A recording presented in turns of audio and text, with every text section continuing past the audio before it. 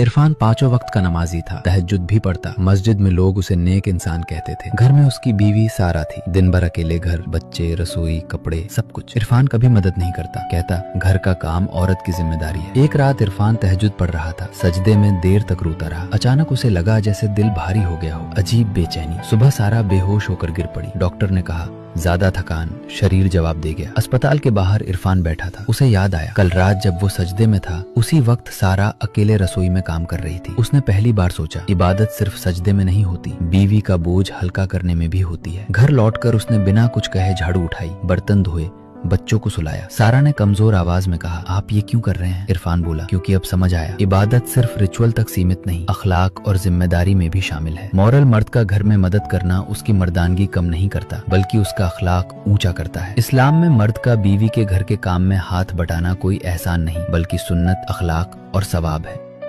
इरफान पांचों वक्त का नमाजी था। तहज्जुद भी पढ़ता। मस्जिद में लोग उसे नेक इंसान कहते थे। घर में उसकी बीवी सारा थी। दिन भर अकेले घर, बच्चे, रसोई, कपड़े, सब कुछ। इरफान कभी मदद नहीं करता, कहता घर का काम औरत की जिम्मेदारी है। एक रात इरफान तहज्जुद पढ़ रहा था। सजदे में देर तक रोता रहा। अचानक उसे लगा जैसे दिल भारी हो गया हो। अजीब बेचैनी। सुबह सारा बेहोश होकर गिर पड़ी। डॉक्टर ने कहा ज्यादा थकान। शरीर जवाब दे गया। अस्पताल के बाहर इरफान बैठा था। उसे याद आया कल रात जब वो सजदे में था, उसी वक्त सारा अकेले रसोई में काम कर रही थी। उसने पहली बार सोचा इबादत सिर्फ सजदे में नहीं होती, बीवी का बोझ हल्का करने में भी होती है। घर लौटकर उसने बिना कुछ कहे झाड़ू उठाई, बर्तन धोए, बच्चों को सुलाया। सारा ने कमजोर आवाज में कहा आप ये क्यों कर रहे हैं? इरफान बोला क्योंकि अब समझ आया इबादत सिर्फ रिचुअल तक सीमित नहीं, अखलाक और जिम्मेदारी में भी शामिल है। मॉरल मर्द का घर में मदद करना उसकी मर्दानगी कम नहीं करता, बल्कि उसका अखलाक ऊंचा करता है। इस्लाम में मर्द का बीवी के घर के काम में हाथ बटाना कोई एहसान नहीं, बल्कि सुन्नत, अखलाक और सवाब है।